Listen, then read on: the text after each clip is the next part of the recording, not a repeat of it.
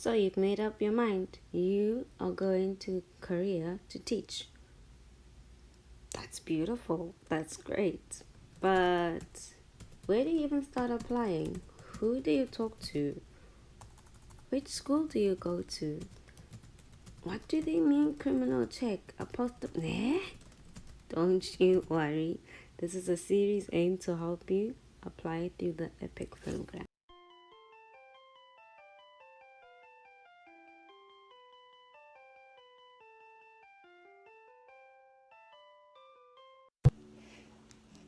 Hello everyone and welcome to Let's Go Naledi. I know the setting is very different and yeah, I am going to do a EPIK series. This will be a 5-part series. The first video will be mainly about just a general overview of EPIK and what first few steps you can take in applying. The second, I will talk about applying through a recruiter and applying directly to EPIK. So hopefully I can get some friends who've done either or and we can talk about it, the pros and cons. And then I'll also talk about what documents to prepare and strategies on how to prepare those.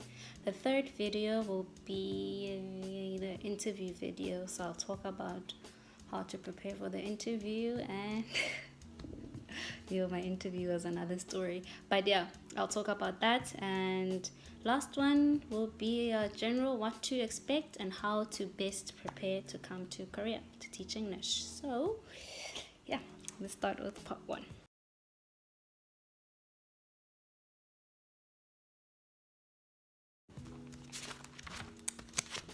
I have my notes here so I don't mumble and go on a tangent, and hopefully I'll stick to it. Okay, so teaching in Korea, there are 4 or 3 ways depending which way you look at it. You can come teach here. You can teach through private schools, so you have to apply directly to them or apply through recruiters. You can teach through academies, or otherwise known as hagwons. These are after school schools. Yeah, after school places of learning where children, after going to school during the day, they go and study more English or more math or whatever the academy is geared towards. And then the third one, you can apply to teach to universities. Again, it's almost like private schools where you have to apply through a recruiter or apply directly to the university. And then the last one, my option is applying to teach at a public school, and that is done through the EPIK program, the English program in Korea. What happens with the EPIK program is that government or the different offices of education will hire teachers and place them in different schools. We are mostly placed in elementary schools and middle schools. So elementary schools for South Africans, that's grade 1 to 7, and grade 1 to 6. And then middle schools, that's grade 7 to 9. So we are mostly placed there, and we teach English with another Korean teacher. So there'll be 2 of us in the class at one time, and we both teach the class depending. And yeah, our working hours, most schools start around 8:30 in the morning, and then we leave work at around 4:30. So that's just a general gist. We generally teach conversational English, so we're not too focused on the grammar. I think the Korean teacher covers that more, but we still do teach English. Yes, okay. Been thinking about it. Should you apply? Should you not? I don't know. Firstly, you might want to look at your priorities. The application process is a bit long, tedious. It's about 6 months. So if you can manage getting all the forms ready, doing your TEFL course, and saving up money towards buying your flight and everything, if you can do that, then I'd say definitely apply. Also, because of the way the Korean school year is structured, we finish the school year in March. So if you'd only planned to stay here for a year and then go back home and maybe start schooling or something in January, then it wouldn't really work. You'd have to have like 2 years. So the first year you come here and teach, and then you go back to South Africa around March, and then do something until December, and then start school the following year. So that's something to definitely think about. How much time would you be willing to take out? Not take out, but like put in. Third, I would say think about why you want to come to a different country. Sometimes as people we tend to face a lot, and we think that a change in scenery would do us good, and in some cases it does do us good, but in most situations your problems follow you. So if you have a lot of issues to deal with and stuff, think about if coming to a completely different country where English is not really generally spoken and interaction with people is somewhat limited due to the language barrier. Think about that. Would you be able to survive in that setting? And then if you can, go for it, come through. So I would say definitely think about those things. And do you apply? The first steps I would say to initially applying would be to choose whether you want to apply directly to EPIK or if you want to apply through a recruiter. So a recruiter will help you gather your documents, they will help you prepare for the interview, and they'll help you with the whole application process. So EPIK does have an accredited list of recruiters, and there's one in South Africa called Golden Key Education. So if you're thinking about applying through a recruiter, you do that. Or do you want to apply directly to EPIK? So you fill in all those forms by yourself and give them to EPIK, and you just generally see yourself to Korea. Yeah, so think about those two options. So your initial application, you have to have 2 letters of recommendation. If I'm not lying, one has to be from an academic source, okay? And then you have to have proof that your schooling was done in English.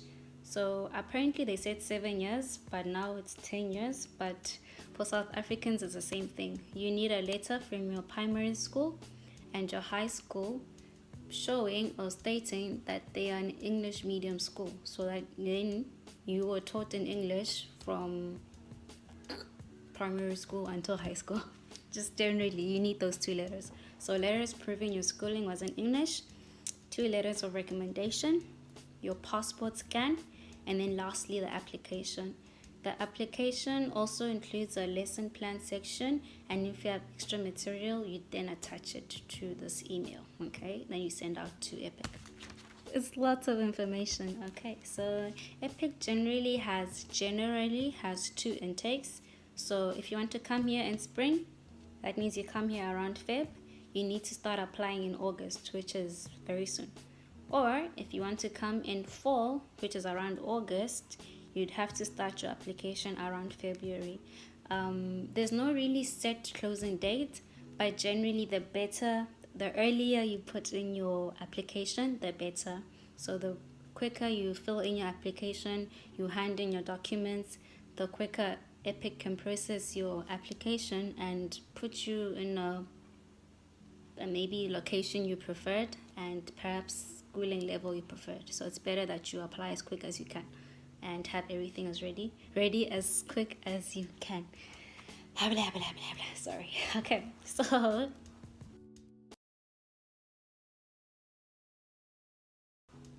with the application form, if you go onto the EPIK website, there's a whole application guide. I'll put it over here.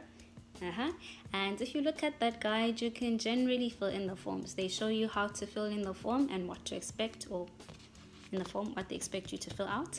And then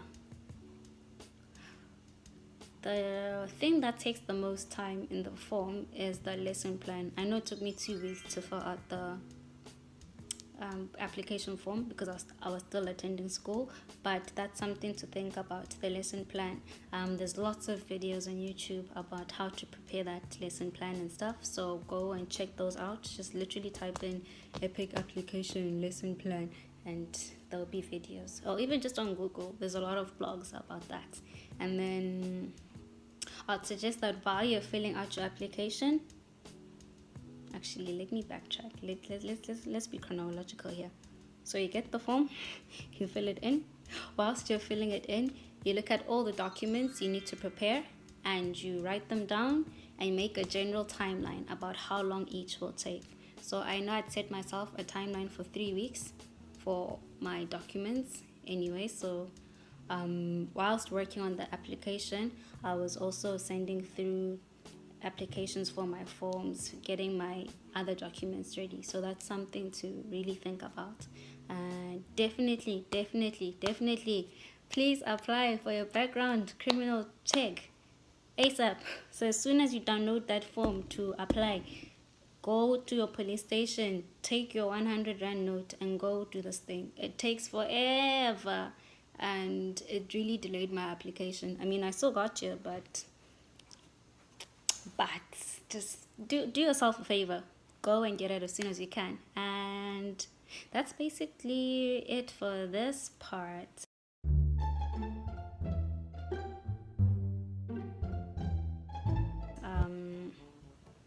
I'd definitely say as soon as you press download, like I said, maybe within the next 2 days, go get your criminal record check. Send your people letters, your people you want to... I can't speak today. Send people you want to... Send requests for your letters of recommendation. Yes, there you go. So send requests for your letters of recommendation as soon as you can. And also those ones. For the proof of English, schooling in English, it would be wise if you would get stamps as well to prove that the school is legit and it's not just the general letter. And then make a timeline. You don't have to have your TEFL course as yet to apply. There's a rule that you should have it, I think 2 months prior to arriving to Korea, but you don't have to wait to have your form to apply. I mean your TEFL course to apply. So if you know you can get your TEFL course within the next 4 months, 5 months, if around December you can have your TEFL course, then apply. But if you still don't have TEFL course by around December or January, then I wouldn't suggest you apply. So those are things to think about as well. And yeah, I will talk to you more in the next video. Please, if you have any questions, put them down here. I don't promise to respond to all of them or know the answers for all of them, but I will answer as best as I can. And yeah, really I'll definitely suggest that if you can, please come through, apply, and yeah, that's basically it. So I'll see you guys in the next video. Bye.